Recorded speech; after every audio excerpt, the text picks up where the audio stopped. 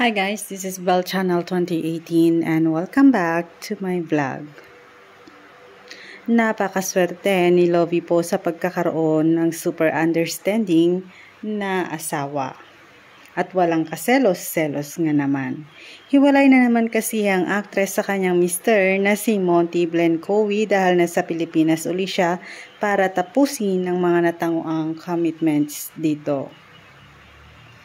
After gumawa ng Hollywood film, balik Pinas na naman si Lovie po para tapusin ang pelikula niya sa Regal Entertainment na Guilty Pleasure, kung saan makakatambal niya sina J.M. De Guzman at Jameson Blake.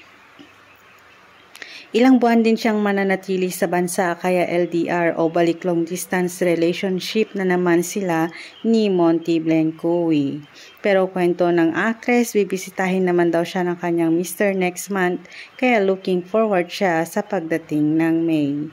Ang say ni Lovie sa panayam sa kanya kasamang ilang piling members ng entertainment media, proud at excited din si Monty sa mga ginagawa niyang bagong project.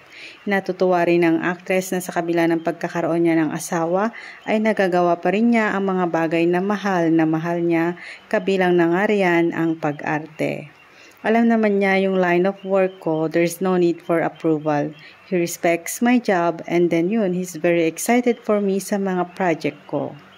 Kasi nga, it's been a while and we got to spend some time together during Christmas, so sabi ko, it's time to get back to work. Ang chika ni Lovie. Ang kwento pa niya, medyo adjusted na rin daw silang mag-asawa sa setup nila ngayon kung saan pabalik-balik siya sa Amerika at Pilipinas para sa kanyang trabaho. Mahirap pero gugustuhin at magagawan naman ng paraan. I'm just very happy that I have the support of my husband who pushes me to do what I want. Ang sabi pa ni Lovie. Samantala, gaganap na lawyer sina Lovie, J.M. at Jameson sa Guilty Pleasure mula sa direksyon ni Connie Makatuno sa panulat ni Noreen Capili at Trisha May Daes.